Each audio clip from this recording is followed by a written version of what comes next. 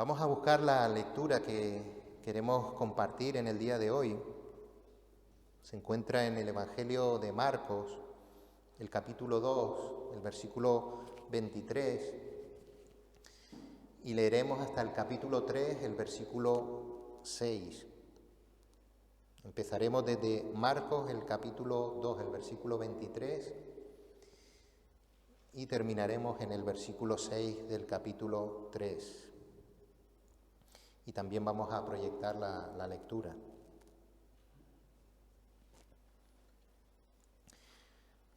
Marcos, el capítulo 2, el versículo 23, y dice así la palabra de Dios. Aconteció que al pasar él por los sembrados un día de reposo, sus discípulos andando comenzaron a arrancar espigas. Entonces los fariseos le dijeron: mira, ¿por qué hacen en el día de reposo lo que no es lícito? Pero él les dijo: ¿nunca leísteis lo que hizo David cuando tuvo necesidad y sintió hambre él y los que con él estaban? ¿Cómo entró en la casa de Dios, siendo Abiatar sumo sacerdote, y comió los panes de la proposición, de los cuales no es lícito comer sino a los sacerdotes, y aún dio a los que con él estaban? También les dijo: el día de reposo fue hecho por causa del hombre, y no el hombre por causa del día de reposo. Por tanto, el Hijo del Hombre es Señor aún del día de reposo. Otra vez entró Jesús en la sinagoga, y había allí un hombre que tenía seca una mano, y le acechaban para ver si en el día de reposo le sanaría, a fin de poder acusarle. Entonces dijo al hombre que tenía la mano seca: levántate y ponte en medio. Y les dijo: ¿es lícito en los días de reposo hacer bien o hacer mal, salvar la vida o quitarla? Pero ellos callaban. Entonces, mirándolos alrededor con enojo, entristecido por la dureza de sus corazones, dijo al hombre: extiende tu mano. Y él la extendió, y la mano le fue restaurada sana. Y salidos los fariseos, tomaron consejo con los herodianos contra él para destruirle. Hasta aquí la palabra de Dios que vamos a intentar desgranar en esta tarde. Los evangelios, aunque a simple vista pudiera parecerlo, no son simplemente una sucesión de acontecimientos que van sucediendo en la vida de Jesús, no son una biografía que nos muestre el día a día de Jesús. Es más, algunas veces no siguen un orden cronológico los sucesos que nos narran estos evangelios. El orden más bien atiende al mensaje más profundo que los evangelios nos quieren comunicar, esa buena noticia que nos quiere transmitir el evangelio, a fin de que podamos entender la trascendencia de la vida, de la muerte y de la resurrección de Jesús en la historia de la humanidad. Los pasajes de hoy nos narran dos acontecimientos que no necesariamente ocurrieron de forma consecutiva, pero que sí tienen un tema en común que los relaciona a ambos, y es el día de reposo. Estos dos sucesos ocurren en lugares diferentes y ponen de manifiesto el significado que ese día tenía o le daban los dirigentes religiosos de la sociedad judía del momento, y el verdadero significado que Dios le había dado a esa celebración especial. Y algunos se preguntarán: ¿qué es el día de reposo? Pues para saberlo, para intentar saber qué es el día de reposo, vamos a retroceder en el tiempo, vamos a viajar hasta el libro de Génesis. El libro de Génesis que nos narra el inicio de todo, el inicio de la creación. Y en Génesis 1, la Biblia nos narra la creación de Dios, como decimos.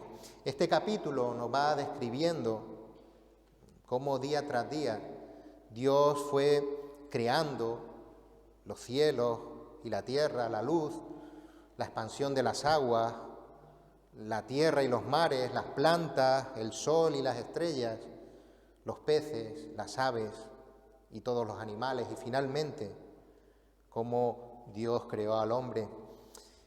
También Dios le dio una tarea al hombre para que no estuviera ocioso: señorear sobre los animales y trabajar en el huerto en el que Dios lo había colocado. Este primer capítulo nos cuenta día a día todo aquello que fue creando Dios con su palabra. Y en Génesis, el capítulo 2, los versículos del 1 al 3, vemos la conclusión de esta creación. Y dice así: fueron pues acabados los cielos y la tierra, y todo el ejército de ellos. Y acabó Dios en el día séptimo la obra que hizo, y reposó el día séptimo de toda la obra que hizo. Y bendijo Dios al día séptimo, y lo santificó, porque en él reposó de toda la obra que había hecho en la creación. Esta es la primera vez que en la Biblia se hace referencia al día de reposo.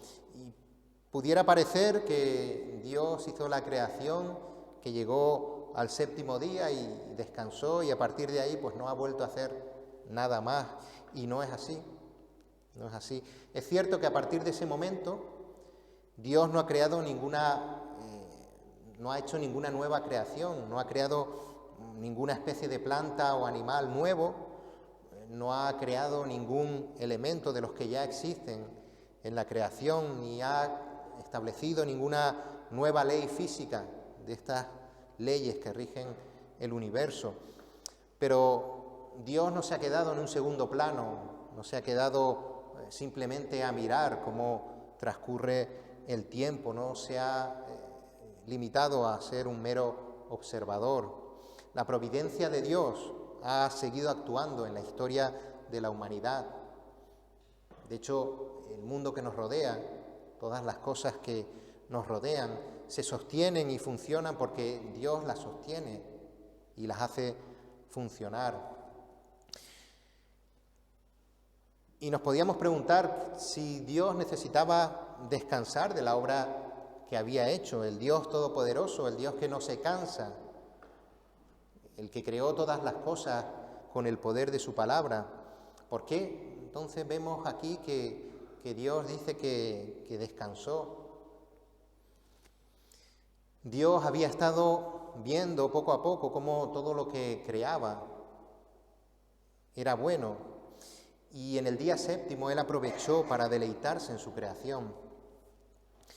Pero no solo eso, Dios estaba siendo ejemplo para el hombre de cómo el hombre debía conducirse en su día a día. Dios nos había creado a su imagen y semejanza, y ¿quién iba a ser el mejor ejemplo para nosotros, para el hombre, sino aquel a quien nos asemejábamos? El hombre a lo largo de su vida necesitaría un tiempo para descansar, un tiempo en el que, como Dios, pudiera deleitarse en la creación de Dios, también un tiempo en el que ver el trabajo que Él hubiese hecho, el hombre hubiese hecho, un trabajo bien hecho, un trabajo que por otro lado también era un regalo de Dios. Dios en aquel momento se paseaba por el huerto del Edén y tenía una relación estrecha con Adán. Ellos podían conversar, Adán podía resolver sus inquietudes, sus dudas, tenía al alcance de sus preguntas todo el conocimiento existente, solamente con preguntárselo a Dios. Y es así como se define la esencia de lo que era el día de reposo. Después el hombre pecó, como todos sabemos, y todo se torció. El hombre se escondió de la presencia de Dios y se fue alejando poco a poco más y más de Él. Cuando Dios constituye el pueblo de Israel, muchos años después, Dios mismo se establece como rey, define los territorios de ese reino y establece una ley por la que ese reino se va a regir. La ley que Dios da a Moisés era un amplio conjunto de directrices para asegurar que el comportamiento de los israelitas reflejara su condición como el pueblo escogido por Dios. En Éxodo 20, Dios indica a Moisés para que transmita a su pueblo, en el versículo 8, acuérdate del día de reposo para santificarlo. 6 días trabajarás y harás toda tu obra, mas el 7º día es reposo para Jehová tu Dios. No hagas en él obra alguna, tú, ni tu hijo, ni tu hija, ni tu siervo, ni tu criada, ni tu bestia, ni tu extranjero que está dentro de tus puertas. Porque en 6 días hizo Jehová los cielos y la tierra, el mar y todas las cosas que en ellos hay, y reposó en el 7º día. Por tanto, Jehová bendijo el día de reposo y lo santificó. En el original, el día de reposo es, o en el original reposo, la palabra reposo es sabbat, de donde deriva la palabra sábado. El pueblo de Israel debía santificar el día de reposo, el sabbat, pues no trabajando. Y el ejemplo de esta práctica era Dios mismo, tal y como habíamos leído en Génesis 2. Poco a poco, con el paso de los años, con el paso del tiempo, el sabbat, el día de reposo, se fue institucionalizando, fue perdiendo su esencia real, su significado real dentro del pueblo de Israel. El pueblo de Israel tenía por ley el no trabajar ese día y crearon de forma paralela una serie de normas, de forma paralela a la ley de Dios, una serie de normas con las que justificar el cumplimiento de esta ley. Y todas esas normas, pues las podemos ver y realmente a vista de lejos, pues nos parecen o nos podrían parecer ridículas. Como no se podía trabajar, pues en ese día no se podía plantar, no se podía arar, no se podía cosechar, no se podía moler, tamizar, amasar o hornear, no se podía trasquilar lana o lavar lana o pintar lana o hilar lana, no se podía tejer, no se podían hacer 2 lazos, no se podía amarrar o desamarrar, no se podían borrar 2 o más letras, eso era considerado como un trabajo. Tampoco se podía escribir 2 o más letras, no se podía encender fuego y tampoco se podía apagar fuego, no se podía tocar un instrumento musical, eso se consideraba trabajo. Y así muchas otras normas y muchas otras normas derivadas de estas normas principales. Por ejemplo, no se podía arrastrar una silla en casa porque quizá el suelo podría tener polvo y arrastrando la silla, si dejamos un surco, pues eso se consideraría estar arando y se consideraría un trabajo. Hasta ese punto llegaba las normativas que habían impuesto los seres humanos sobre este día de reposo. O tampoco se podían bañar de manera que el agua pudiese salpicar el suelo, porque a lo mejor salpicaba en abundancia el suelo y eso era considerado fregar el suelo y eso era considerado un trabajo. Si alguien estaba enfermo, había que comprobar si su enfermedad o si estaba en una situación de vida o muerte, y si no era esa situación en la que se encontraba, pues podían esperar a atenderlo al día siguiente.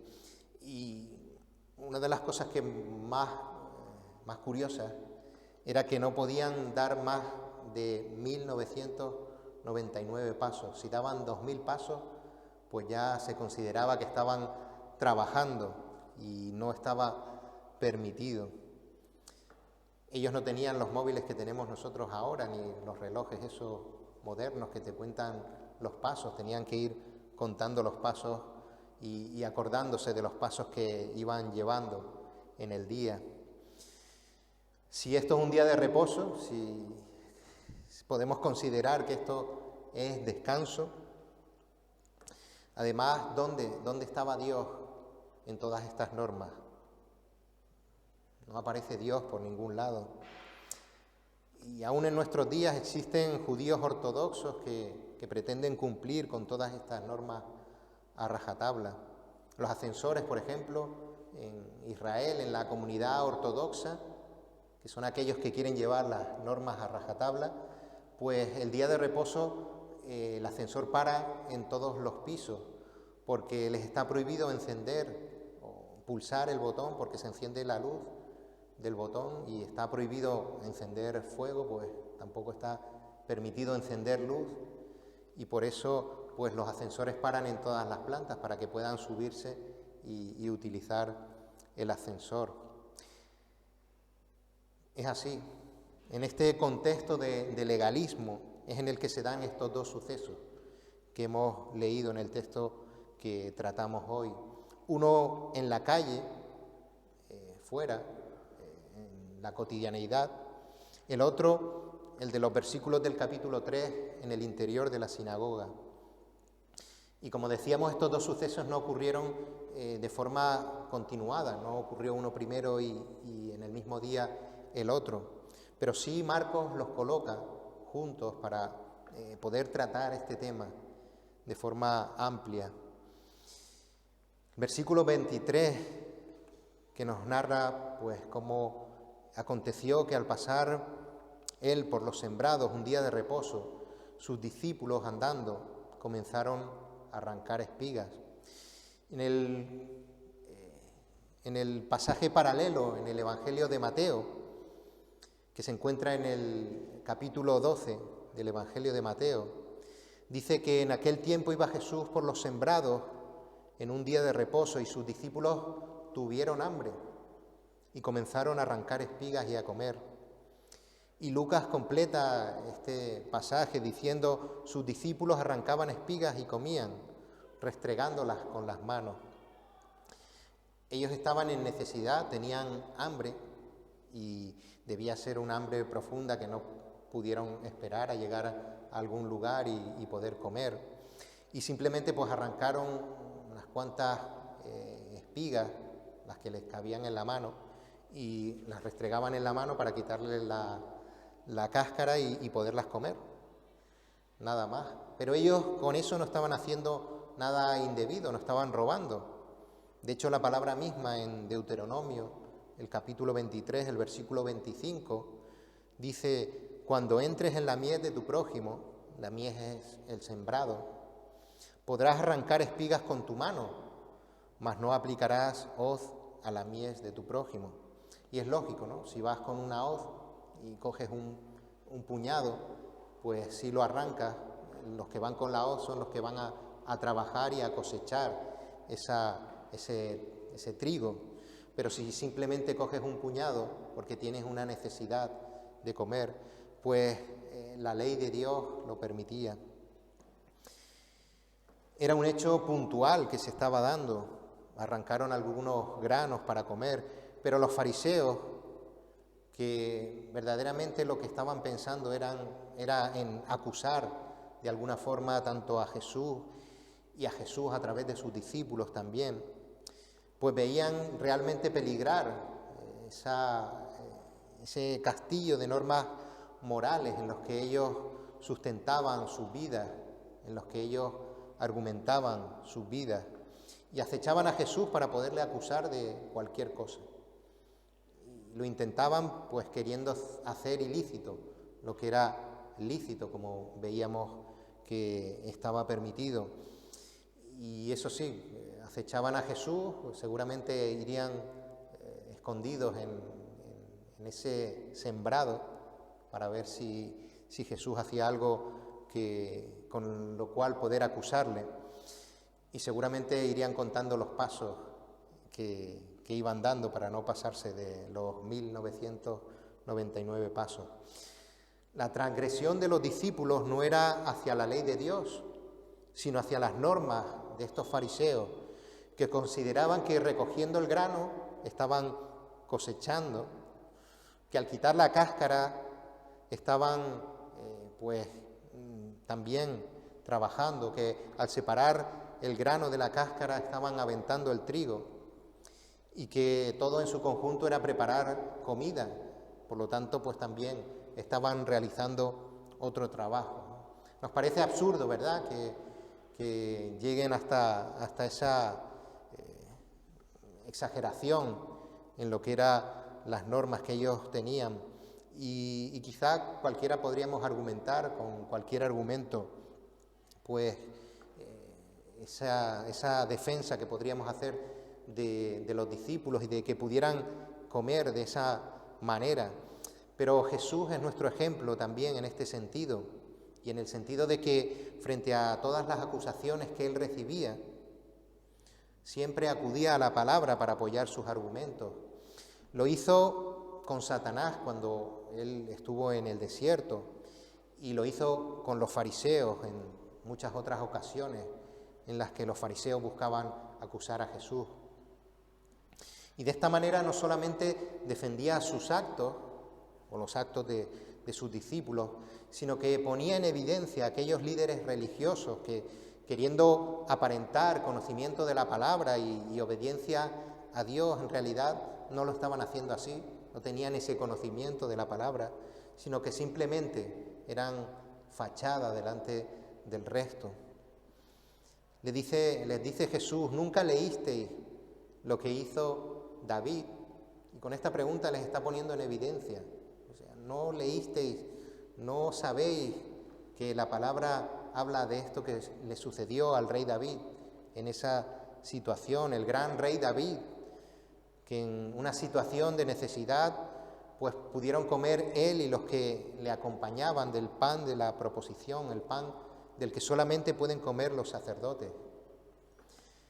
Nadie osaría acusar al rey David de haber transgredido la ley en aquel momento, pero estaba prohibido que nadie más que los sacerdotes comieran del pan de la proposición. Acudiendo de nuevo al relato de Mateo 12, Jesús también le dijo a los fariseos: ¿o no habéis leído en la ley cómo en el día de reposo los sacerdotes en el templo profanan el día de reposo y son sin culpa? Pues os digo que uno mayor que el templo está aquí. Los sacerdotes en el templo trabajaban el día de reposo, era su trabajo principal. Servían en el día de reposo y debían encender el fuego del altar y debían matar animales para el sacrificio. Esto era un trabajo, eso era el trabajo de los sacerdotes, pero eso sí lo permitían los fariseos. Esto no lo consideraban ilícito. Ahí no eran tan escrupulosos, ¿verdad? Jesús entonces reconduce el significado del día de reposo, no lo elimina, no lo condena, no lo desacredita, sino que reconduce el sentido por el cual Dios creó ese día. Y dice el versículo 27, el día de reposo fue hecho por causa del hombre y no el hombre por causa del día de reposo. Este versículo es clave para entender qué era el día de reposo. El día de reposo no fue creado por Dios y posteriormente Dios creó al hombre para honrar ese día. Dios crea el día de reposo para que el hombre pudiera descansar, para que el hombre pudiera deleitarse en la creación hecha por Dios y también para dedicar ese día de forma especial a Dios, para que el hombre pudiera recordar quién es Dios y qué significa Dios para la vida del ser humano. Las normas legalistas habían eliminado el descanso y habían creado una carga añadida. Las normas del día de reposo sí que eran un trabajo ilícito. Los fariseos cargaban al resto con una carga enorme, una culpabilidad y una angustia innecesaria, y olvidaban completamente las necesidades del pueblo. Por tanto, el Hijo del Hombre es Señor aún del día de reposo.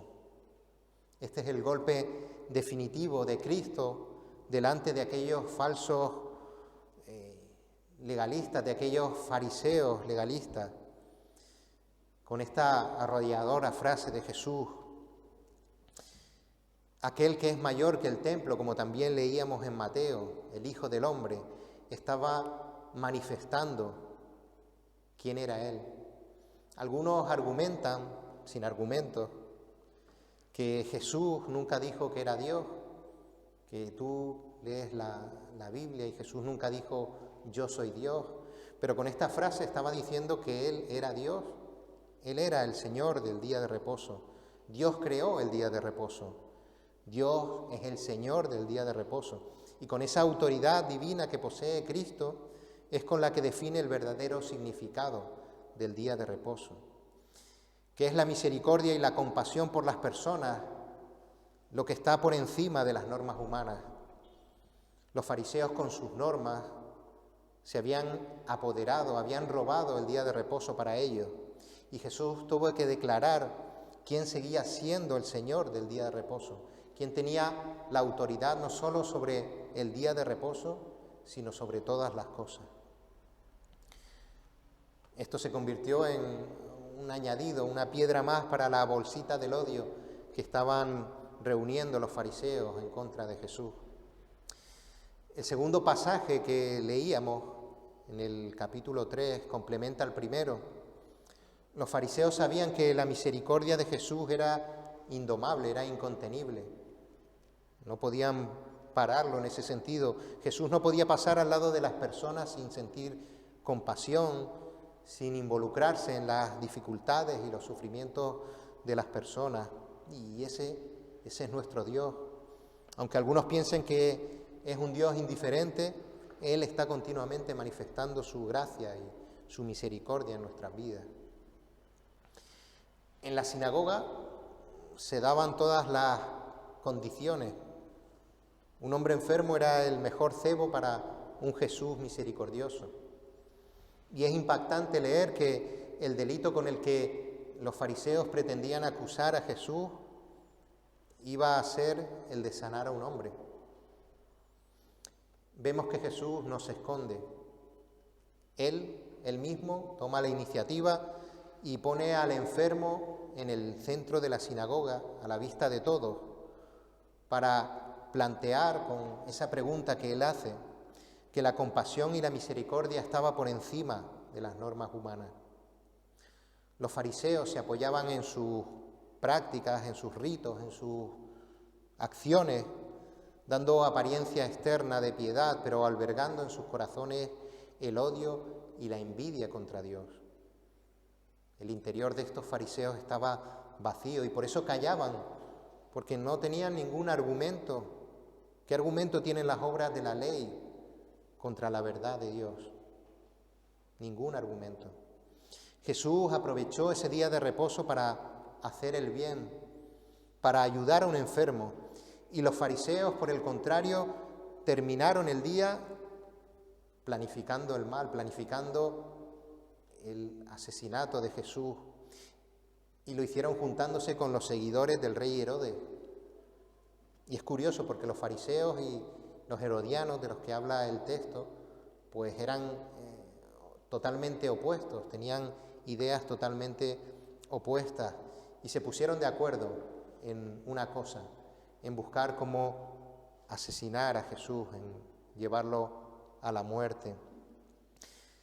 Vemos también que la enseñanza de Jesús en estas personas, lejos de transformarlas, lejos de hacerles reflexionar, los enfureció aún más, aumentó su rechazo por Cristo y terminaron sintiéndose heridos, sintiéndose avergonzados, sintiéndose minusvalorados delante de toda la sinagoga. Su única salida, la única salida que ellos vieron era eliminar a Jesús, y fue todo lo que hicieron después, y finalmente pues sabemos que Jesús acabó muriendo en la cruz. Y otra vez acabamos con estos fariseos, siendo los malos malísimos de la película, y aplaudimos cómo Jesús los vence con argumentos irrefutables, y aparece el fin que aparece en la pantalla, y nos marchamos contentos y felices a nuestras casas. Pero hay un problema. No podemos venir aquí a ver una película y marcharnos a casa como si tal cosa. Y es que demasiadas veces nosotros tomamos el papel de estos fariseos, repitiendo comportamientos que reducen nuestra relación con Dios a unas simples normas. Afortunadamente tenemos la palabra de Dios para que no veamos simplemente estos versículos como un capítulo más en la serie de Jesucristo, sino para ser reconducidos, para ser exhortados y no terminar siendo los enemigos de Dios por toda la eternidad. Ante todo es importante entender que en el tiempo actual de la Iglesia, la observancia del día de reposo no se requiere de la misma manera en la que se requería del pueblo de Israel. Y vemos pasajes como Colosenses, el capítulo 2, el versículo 16, que nos dice: por tanto, que nadie se constituya en vuestro juez con respecto a comida o bebida, o en cuanto a día de fiesta, o luna nueva, o día de reposo. O Romanos 14, los versículos del 5 al 6, uno juzga que un día es superior a otro juzga iguales todos los días. Cada cual esté plenamente convencido según su propio sentir. El que guarda cierto día, para el Señor lo guarda, y el que come, para el Señor come, pues da gracias a Dios, y el que no come, para el Señor se abstiene, y da gracias a Dios. O Gálatas, el capítulo 4, los versículos 9 y 10. Pero ahora que conocéis a Dios, o más bien que sois conocidos por Dios, ¿cómo es que os volvéis otra vez a las cosas débiles, inútiles y elementales, a las cuales deseáis volver a estar esclavizados de nuevo? Observáis los días, los meses, las estaciones y los años. Y es así, por el sacrificio de Jesús en la cruz, no dependemos de las obras de la ley para salvación, y es Jesús quien se convierte en nuestro reposo, no solo en un día, sino todos los días, para toda la eternidad. El Señor del día de reposo es el reposo mismo, es nuestro reposo. En el libro de Hebreos, en el capítulo 4, que leíamos en la lectura devocional, los versículos del 9 al 11, la palabra nos dice: por tanto, queda un reposo para el pueblo de Dios, porque el que ha entrado en su reposo también ha reposado de sus obras, como Dios de las suyas. Procuremos, pues, entrar en aquel reposo, para que ninguno caiga en semejante ejemplo de desobediencia. Y Romanos 8, los versículos del 1 al 3, nos dice: ahora, pues, ninguna condenación hay para los que están en Cristo Jesús, los que no andan conforme a la carne, sino conforme al Espíritu. Porque la ley del Espíritu de vida en Cristo Jesús me ha librado de la ley del pecado y de la muerte. Porque lo que era imposible para la ley, por cuanto era débil por la carne, Dios, enviando a su Hijo en semejanza de carne de pecado, y a causa del pecado, condenó al pecado en la carne. Tampoco nos confundamos, la gracia de Dios no es el salvoconducto para no tener que obedecer la ley. Al revés, ahora el listón se pone más alto aún, pero no por obligación, sino porque ahora vivimos vidas en Cristo que desean agradarle. Por eso el domingo no es el nuevo sábado, el domingo no es ese día de reposo que la Iglesia debe continuar como la práctica anteriormente llevada por el pueblo judío. No hemos cambiado el sábado por el domingo. Y es cierto que la iglesia primitiva separó el domingo, el primer día de la semana, como el día en el que se reunía para orar, para adorar, para compartir la palabra, para tener comunión. También para obedecer el mandamiento del partimiento del pan, en el que se recordaba la muerte y resurrección de Cristo que se produjo ese día de la semana. Y qué mejor día para recordar eso que el día en el que se produjo. Y este es uno de los puntos que ese día de reposo tiene en relación con respecto al domingo que celebramos. Apartamos un día para hacer un paréntesis en nuestra vida ajetreada, para recordar quién es Dios, lo que le debemos, que Él sigue pendiente de nosotros y que volverá a buscarnos. Podría ser cualquier día. Podríamos tomar otro día en la semana para reunirnos y compartir, pero lo cierto es que ahora mismo, en todo el mundo, el día de descanso que Dios ha permitido es el domingo y no hay casualidades para Dios. Pensaba también lo difícil que es quedar con 3 personas entre semana, pues imagínense lo que sería quedar entre semana con 70 personas. Complicado, ¿no? Pues gracias a Dios tenemos ese día apartado del domingo para poder congregarnos los hermanos. Corremos el peligro de institucionalizar el domingo, como hicieron los fariseos con el sábado. Somos seres humanos y nos es más sencillo ser legalistas, nos es más sencillo seguir unas normas monótonas que nos den seguridad.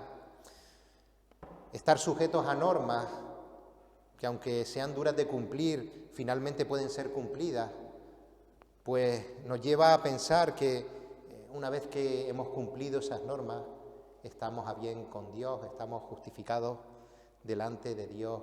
Creo que todos en algún momento hemos podido estar sujetos, si no a algunos, pues a varios aspectos que el legalismo fomenta en nuestras vidas y que nos lleva a acomodarnos a esa situación.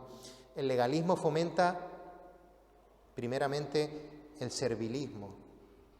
Para algunos es más fácil que otros le digan lo que ha de hacer exactamente. No tienen que tomar decisiones y de esta manera se confían en que obedeciendo las normas que otros le dan, uno está justificado. Por ejemplo, los fariseos marcaban las pautas y el resto les seguía sin cuestionarles nada. Y muchos creyentes en la iglesia actual acaban pensando que cumplen con Dios porque cantan cuando se les dice y como se les dice y lo que se les dice. Oran como ora el resto y obedecen puntualmente cada una de las prácticas que se llevan a cabo aquí los domingos. Cuidado, porque todas nuestras decisiones, todas nuestras prácticas, todo lo que hacemos ha de estar siempre sustentado en una base bíblica. El legalismo también fomenta el control sobre los demás y el control sobre uno mismo, sobre la vida propia. Unos líderes legalistas, como pasaba con los fariseos, establecen normas que hacen que los demás se sujeten a su autoridad. Y si tú pones las normas, también tú dices cuándo se cumplen y cuándo no. Y si las cumples, te crees salvo. Cuidado con esto. El desconocimiento bíblico de aquellos fariseos hizo que establecieran normas apartadas de la ley de Dios. Y no solo las seguían ellos, sino que también las seguían aquellos que obedecían a estos fariseos, a aquellos que los seguían. Y la pérdida del control que ellos tenían sobre esas normas, como vimos ahora, hicieron que estos fariseos acabasen odiando a Jesús, odiando a Dios.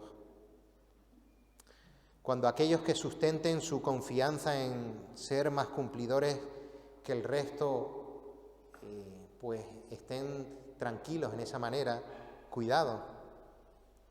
Cuidado a aquellos que se sientan moralmente superiores a otros hermanos, juzgándolos bajo un prisma legalista. Cuidado. El legalismo también fomenta que las prácticas que aceptemos estén más conformes a nuestra personalidad, pero que nos sintamos cómodos a veces no es un buen indicativo. Podemos venir aquí a la iglesia, sentirnos cómodos con las prácticas que se hacen, con los cánticos que se cantan, con la forma en la que nos tratan, pero puede ser que esas prácticas en las que nosotros estemos cómodos, si no tienen un contenido bíblico, una base bíblica, pues pueden ser unas prácticas abominables para Dios, cómodas para nosotros, abominables para Dios. Cuidado. El legalismo, por último, fomenta la falsa piedad.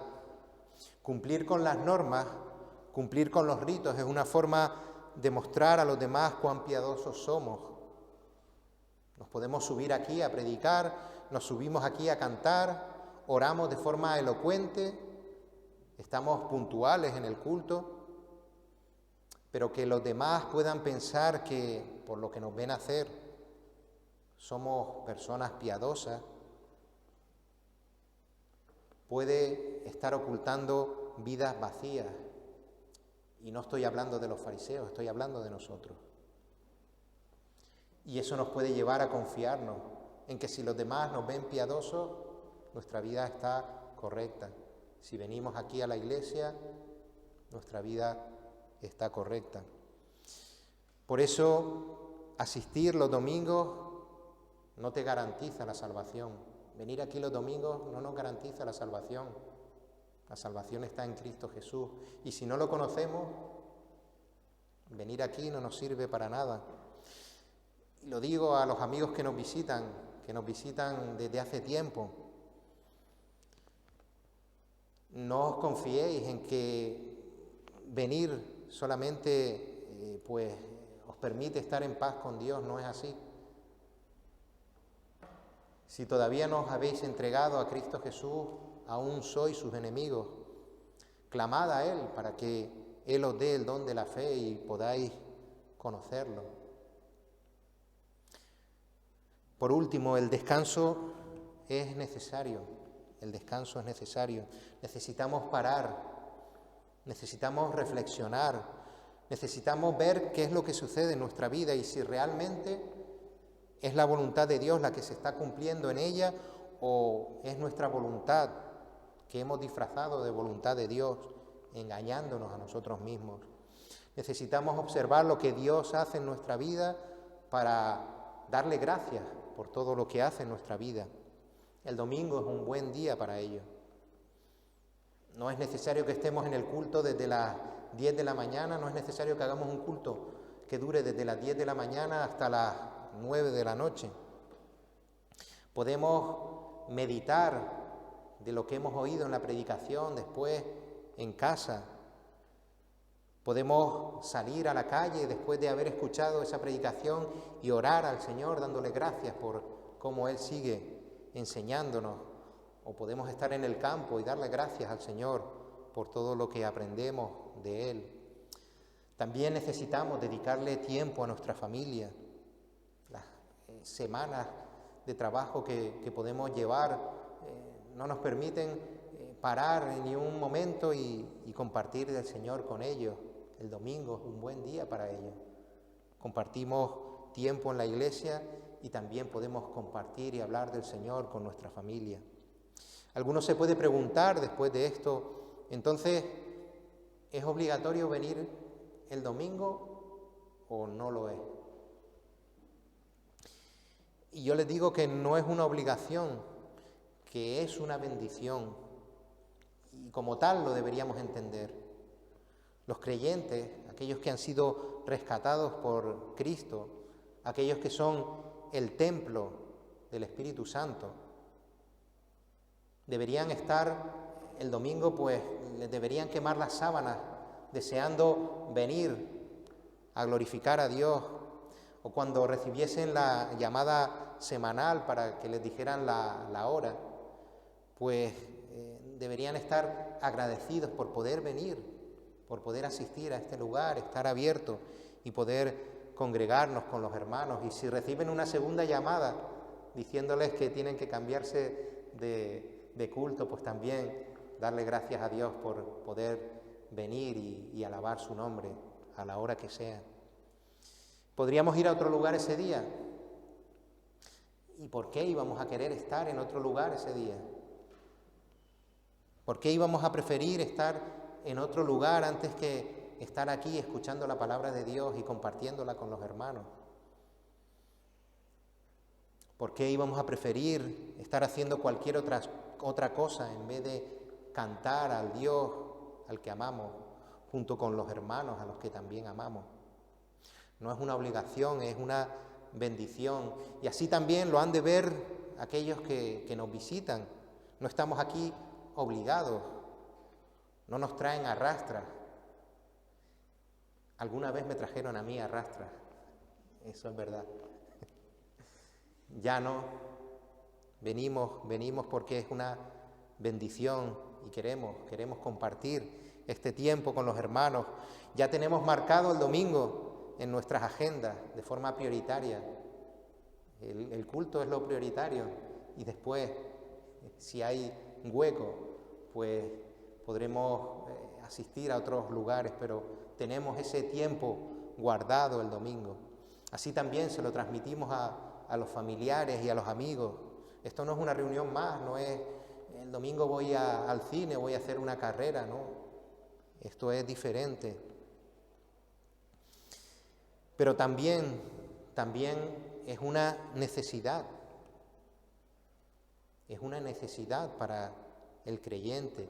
Dice Hebreos, el capítulo 10, el versículo 25, no dejando de congregarnos como algunos tienen por costumbre. Es una necesidad el venir. Y no confundamos necesidad con deseo. Habrá veces que no tengamos ganas de venir, pero lo necesitamos. Y quizá en esos momentos lo necesitemos más que nunca. Necesitemos venir. Y aunque no queramos, tenemos que venir. Porque el Señor nos va a hablar, porque esas bendiciones las vamos a recibir de su palabra. Porque habrá un hermano que nos dé esa palabra de aliento que necesitamos. Es una necesidad, por eso nos reunimos también. Pero también es una responsabilidad el congregarnos en la iglesia, en el cuerpo de Cristo, para compartir la palabra con los hermanos. Para los que nos subimos a predicar es una responsabilidad. Tenemos esa responsabilidad delante del Señor de preparar la palabra y de predicarla en la iglesia. Y también decía un pastor que para ustedes es una responsabilidad también venir a escucharnos a nosotros. Es así, es la responsabilidad que tenemos delante de Dios y Él nos va a exigir que lo que prediquemos sea correcto y también que lo que escuchemos haya dado fruto en nuestras vidas. Venimos a adorarle, venimos a postrarnos delante de Él, como decíamos en el cántico. Venimos a decirle que es nuestro Dios, que es el eterno Rey exaltado, que es nuestro reposo. Oremos. Sí, Señor, Dios santo, Dios eterno, Dios misericordioso, tu palabra sigue mostrándonos quién eres tú. Tu palabra sigue revelándonos a tu Hijo Jesucristo, el Rey, el Mesías, Dios mismo, aquel que es nuestro reposo, el Señor del día de reposo, el Señor. A ti acudimos cuando estamos alegres, cuando estamos felices, y a ti acudimos también, Señor, cuando la tristeza se apodera de nosotros, cuando estamos desesperados, cuando pensamos que tú no estás con nosotros, sabemos que tú estás junto a nosotros sosteniéndonos. Señor, queremos llevar vidas piadosas y santas, fruto de la transformación que tú estás obrando día a día en nuestras vidas. Gracias por tu palabra, Señor, que nos ayuda a conocerte cada día más, a poder deleitarnos en ti, a estar confiados en que, a pesar de las cosas que puedan suceder en nuestra vida, tu nombre es glorificado en todas ellas. Señor, gracias por tu Iglesia, en la que encontramos apoyo, en la que encontramos el aliento, en la que vemos el cuerpo de tu Hijo Jesús, que es la cabeza de su Iglesia. Gracias, Señor, en el nombre de tu Hijo Jesús. Amén.